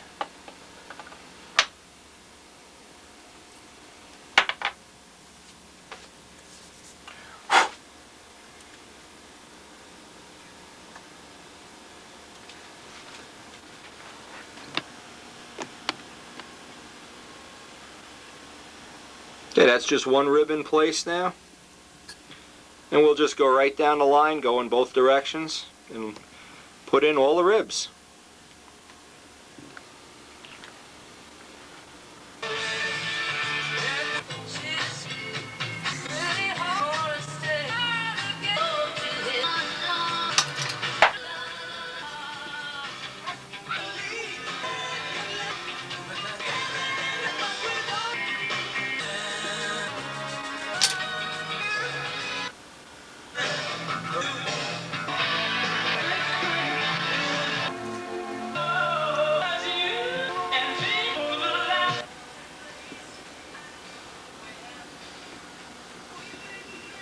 Okay, we have one side put in place. This goes real quick. It goes quicker than you think it does. So we'll just do up the other side now, and we'll be ready to start actually making this a stab. It looks like just bones now, but surprising how little wood and how little glue go into this structure. Kind of scary when you think about it.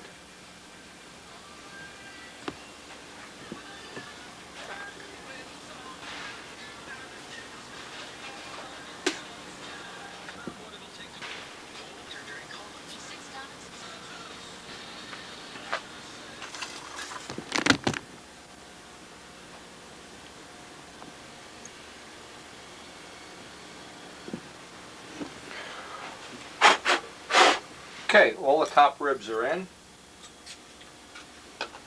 Next we're going to try to cut up these two little pieces. We'll look for some, get some 1/4 inch scrap laying around here. I just kind of trace the two edges on here.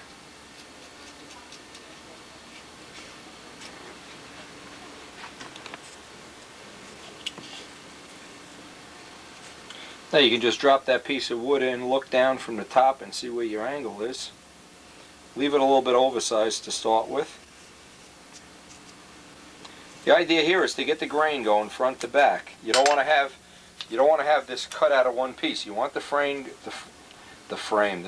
going front to back. Grain going in this direction.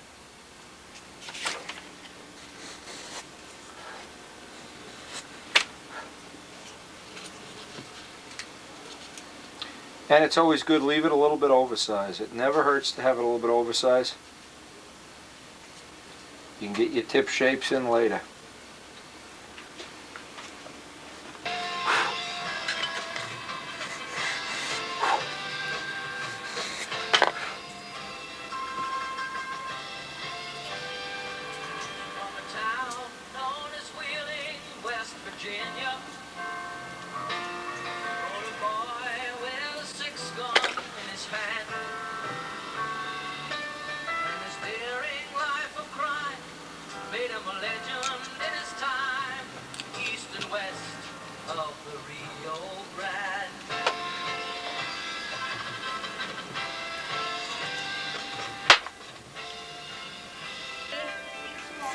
Okay.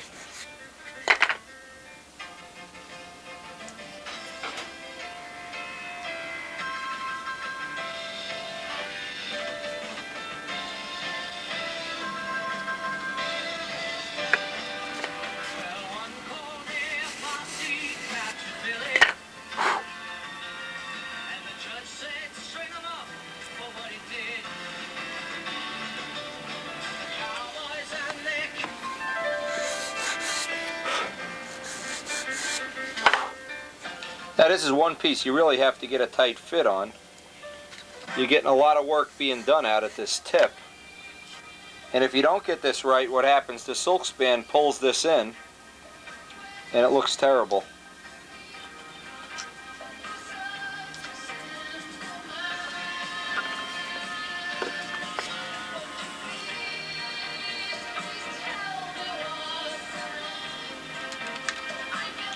Now the next thing I'm going to do is go down each rib, double glue them.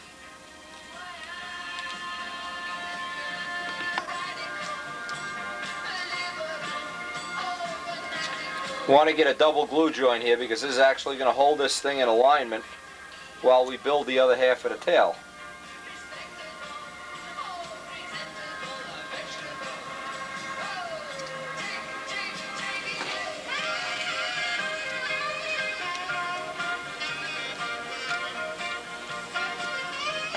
And that's one of the reasons we're building it on wax paper, needless to say.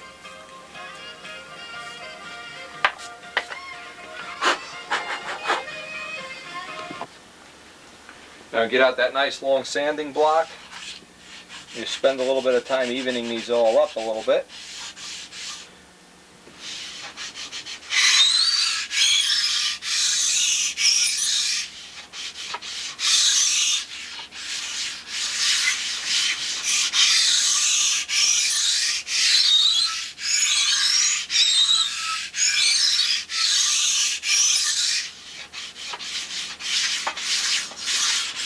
Music to the ears of an I-beam man. Truing up the ribs. Same way you would true up an I-beam wing.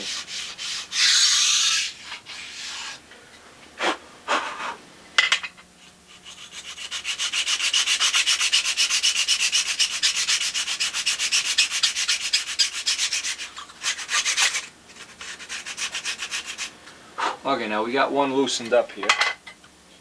If you do happen to loosen one up, just get it right back in position. Make sure it's straight. Okay. Now this is the way I did the other Relentless tail. I guess I'll show this on day. This is a 90-degree sanding block, and it's got the paper going up the edge. So what I try to do is get, by holding this on the table flat, do one rib at a time until it's flush.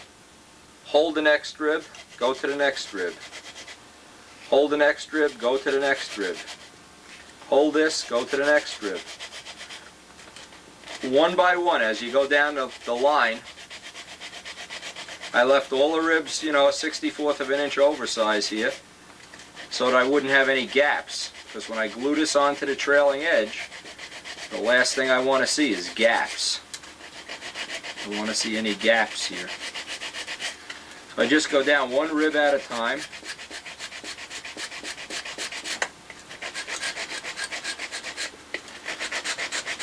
Now you don't have to spend a lot of time at this point in time truing up the ribs and making them fancy and pretty. We'll get to that later. What we want to do is get this side of the stab off the table today, if we possibly can. I don't know. We're running kind of short on time here. Phone's been ringing off the hook.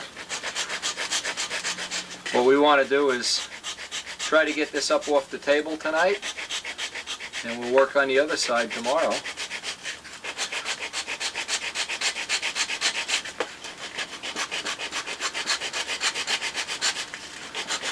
So what I like to do is I like to plan little steps every day. Look at, you know, a certain amount of steps that I want to get done. In the morning I'll usually make up a little written list of what I want to accomplish that day, because I'll usually be working on 3, 4, 5 different projects at once. And you're going to break some of these from time to time. It's not the end of the world. You don't have to give it a lot of you know, worry that, oh, I broke one. Just go back and glue it right in.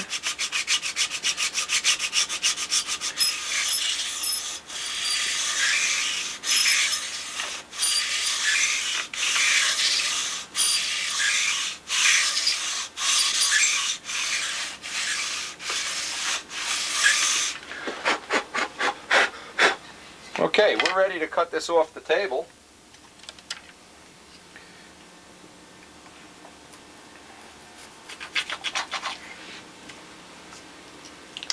We actually can take this right off right now.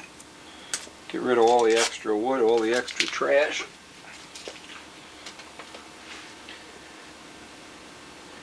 Finished with the plans. You won't need the plans anymore. Now, it's always a good idea to save the drawing for next year. If this turns out to be the best plane you've ever had or whatever, or you want to duplicate that plane for whatever reason, it's nice to save the plans. Always good to have the plans in stock somewhere.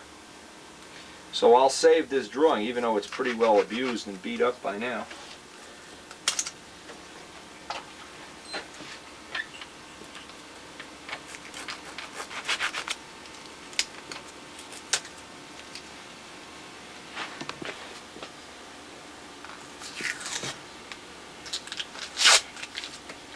Now I need to get the table back down to neat and clean. Now get this drawing up.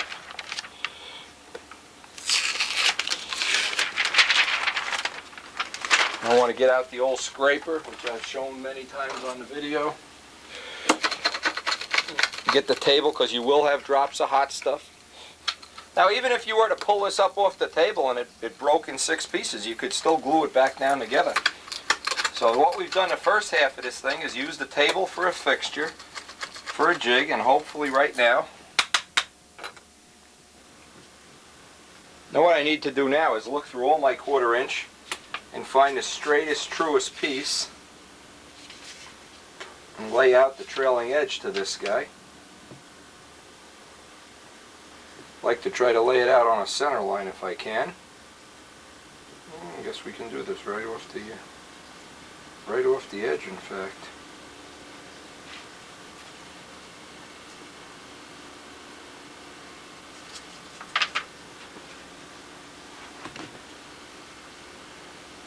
Now this is the piece of wood that has already taken the springiness out of it. I've got it right in the middle now. I've got half of it cut through, and I can kind of line up one rib here just the way I'd like. Okay, get a nice little gauge on how straight this will be.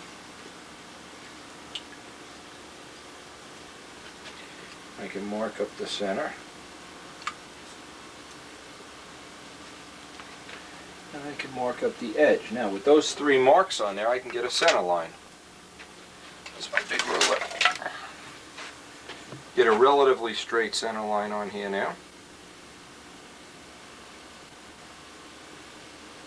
Now it's always good, again, always good to just leave a little bit of extra wood.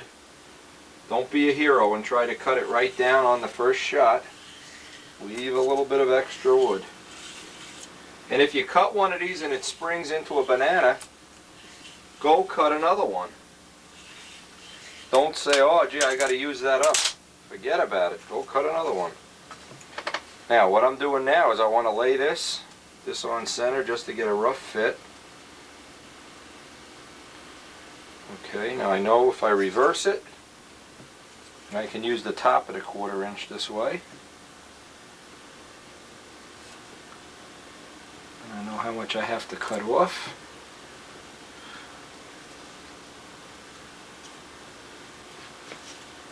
Leave a little bit of extra material on there, you won't be sorry.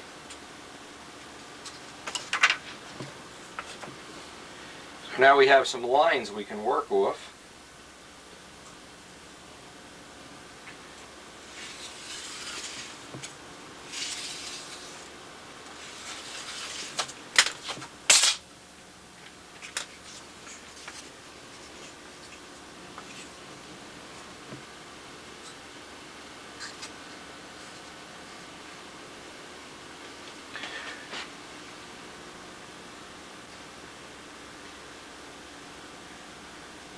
Okay, it's about ready to put on.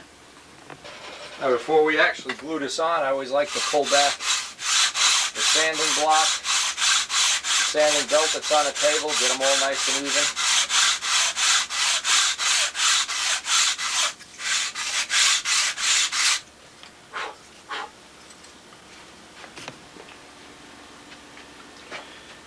And now we can just glue this baby right down on the center line.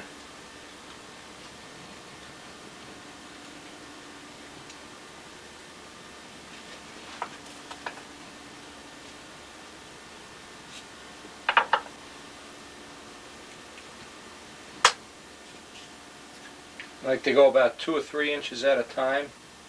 Keep it right in place on the center line.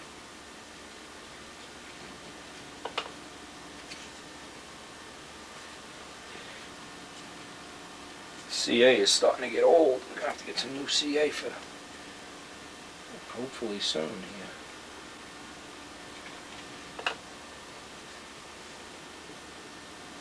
And just work your way right down. Keeping it true, keeping it on center.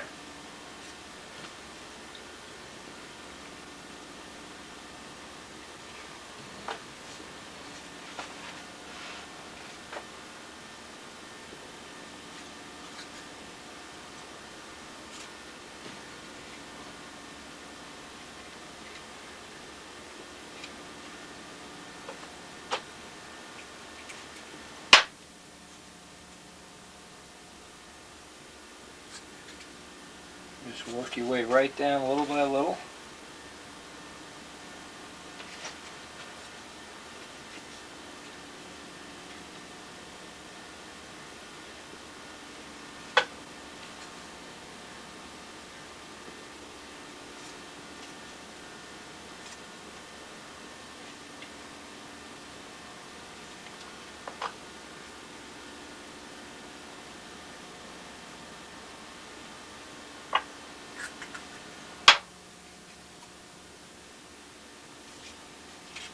Okay, now you have that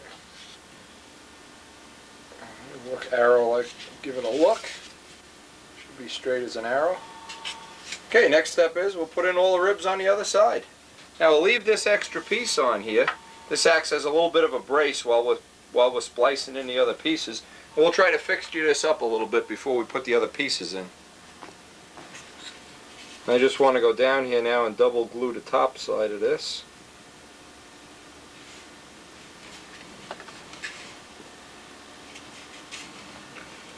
This is a good time too to just tack up all the joints where the ribs join the trailing edge. First I'm going to do this part.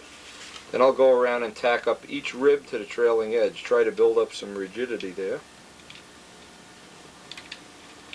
You can just do one little section at a time.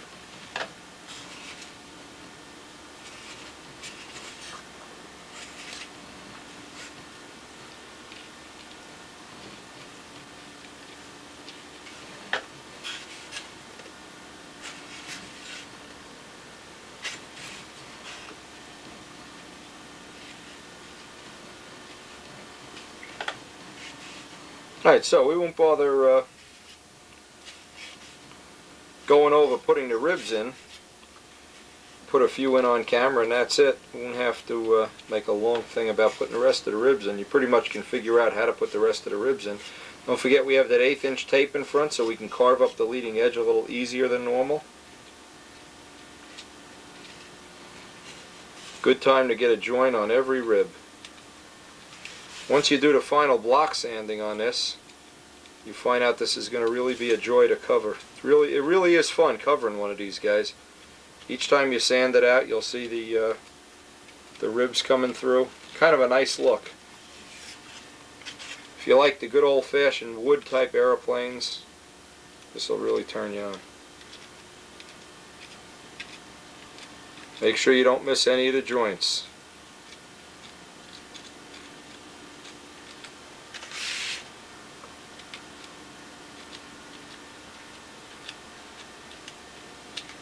Okay, we're going to put the ribs on the other side now.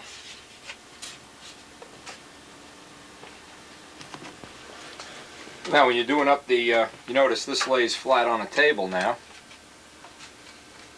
And if you want to make this real easy on yourself, there's that hot stuff. You just find now, see I have etched lines in the table. Put 1 drop of CA over here.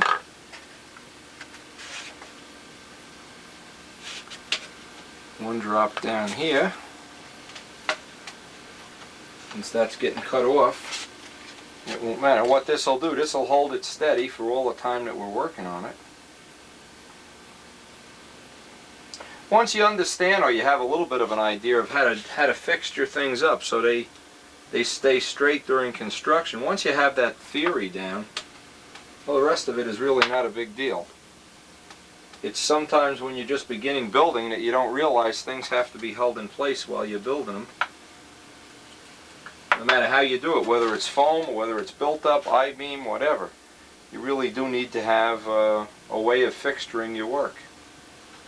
Now I can take, for right now, just to make sure I don't have a problem, what I'm going to do is I'm going to put a little piece of wood here, and this will kind of hold this in place. Maybe you can just get the idea here of how to fixture up work. You really, you know, there's a million ways to do this. This is only one way. If you figure it out on your own, even better. Now this, you can see we just gone to 1 drop of CA here. I'll hold this right where we want it. And what that does is as we're putting the ribs in, it holds it in position. It doesn't let you build in a warp. It just kind of holds it in position.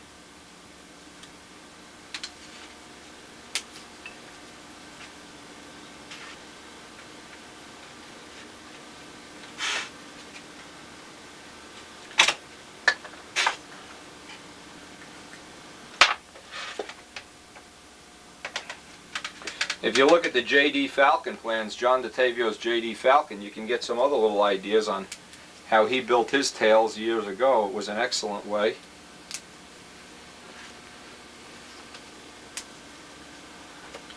And this is kind of a little spin-off on his technology, but this will definitely work.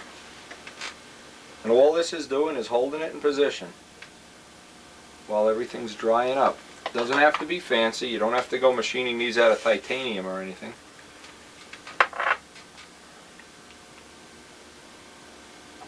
Now, that's our fixture. Now that should hold it in position while we drop in all the lower ribs. Now, I'm probably not going to finish the ribs today. Running out of time here, and I do have a couple of things I have to take care of before I run over to the post office. But I'll get this in the fixture when we come back tomorrow, or if I get back from the post office early, we'll just start dropping in the ribs, and it's really no secret how to drop the ribs in. It really goes together pretty easily.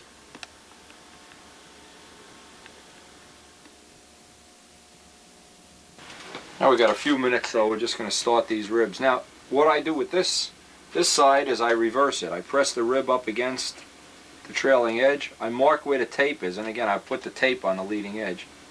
Put me a little dot there where I want the rib to end, take the template, leave the template just a little bit oversized will be fine here, and then we can just block sand it in if we have to.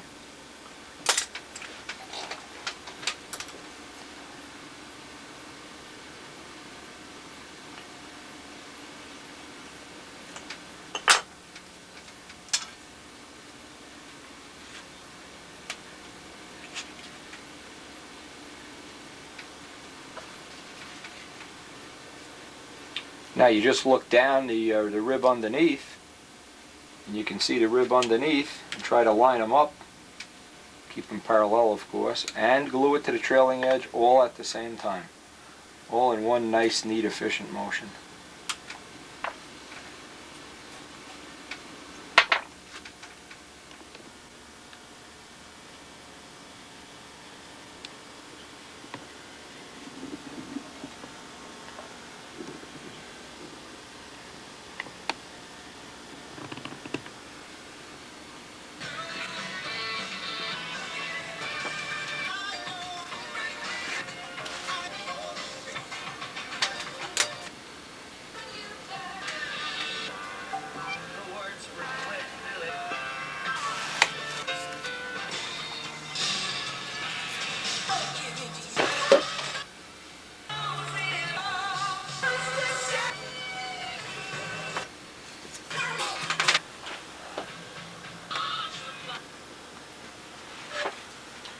Alright, that finishes up, and we did manage to finish this today. I'm really impressed. This went rather quickly. I'm going to double glue all of these joints. Tomorrow when we come in here bright, fresh, and early, we'll pull this off the table and do all the sanding and carving on it. And that will definitely finish us up for today. In fact, we're running a little bit late. I just want to get all the joints double glued. It's very important not to let any of these joints... When you run the reason is when you run a sanding block on them back and forth, you really do run the risk of popping these out, and it's a pain in the neck gluing them all back together. If you get them now, get a nice solid joint now, you don't have to. In fact, we're out of CA. That's great.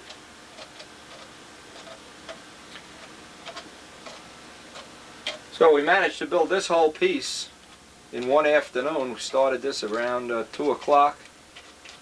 It's 5 o'clock now, so I'd guess what you're looking at right here is about 3 hours of work to build this stab. I don't know how that compares to how long it takes you to do a foamer up to this point, but a little more time, a little more labor, but it's handwork, it's woodwork. Believe me when I tell you, when fellow flyers see this kind of work,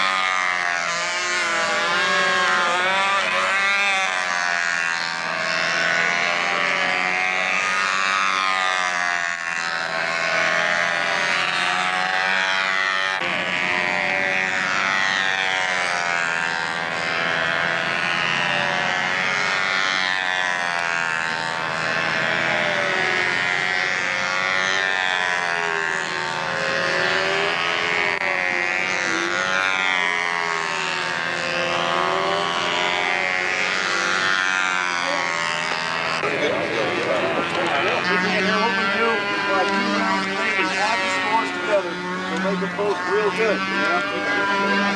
All right. So what we do is that is circle 1. That's circle 2. Ignition will be out there on the grass. The ignition event director is D. Hill. He's around here somewhere right there. He'll be running ignition.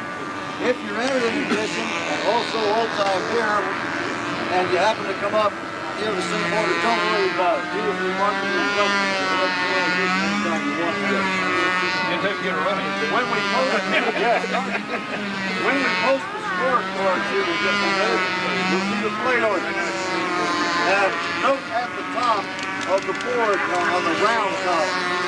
Circle the round 1, circle 1. Round 2, circle 2. You got to fly 1 round on each circle. And some people are starting off on circle 2. There's going to be 2 cars up there. So just note which circle you're starting on. Hit boss today, Mark Lipinski. He'll have the flight on it. What we want to do, there's going to be some full test equipment here very shortly. We're going to full test everyone before their first flight.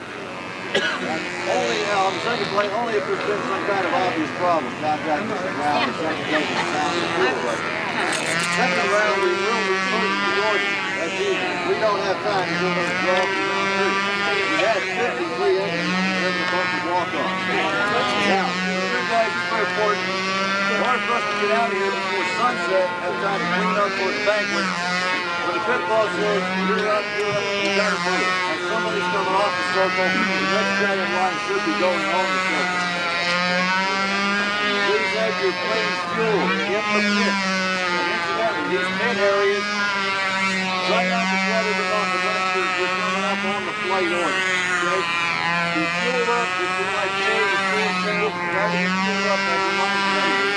Go to the full, you'll have 2 out there being full up. Then move on the circle.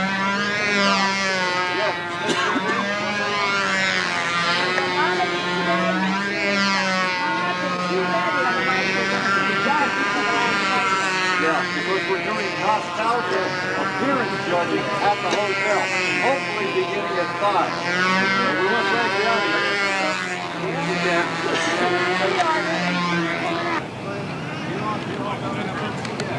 I'll take questions.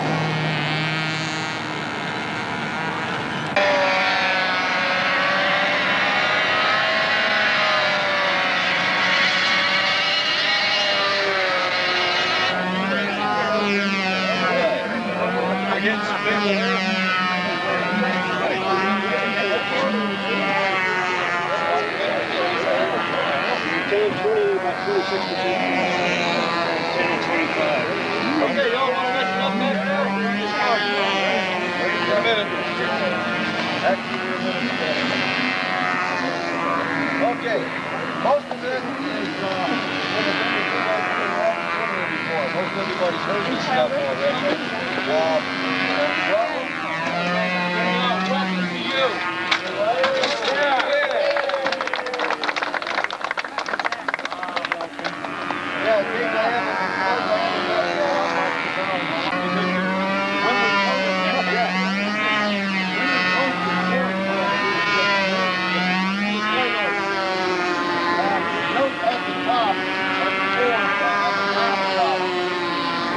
Round 1, circle 1, round 2,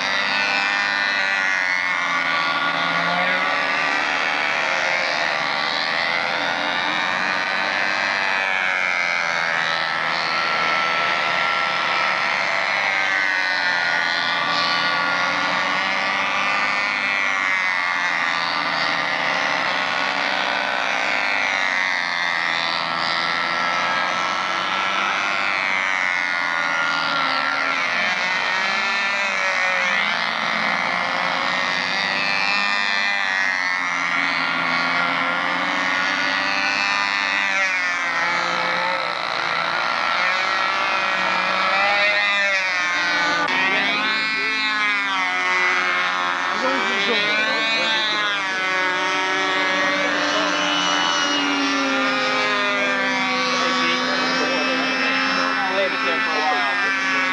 What's that? We're gonna leave it alone for a while. Yeah, it's going to. Beautiful fall. It's